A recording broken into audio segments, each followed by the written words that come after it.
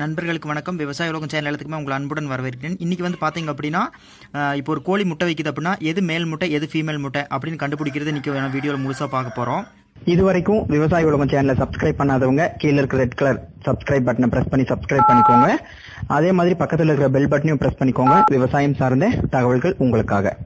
இப்போ பார்த்தீங்கன்னா தெரியும், இது வந்து சேவல் முட்டை. ஸோ இந்த முனையிலிருந்து இந்த முனை வரைக்கும் நம்ம எப்படி இருக்குதுன்னு பார்ப்போம்.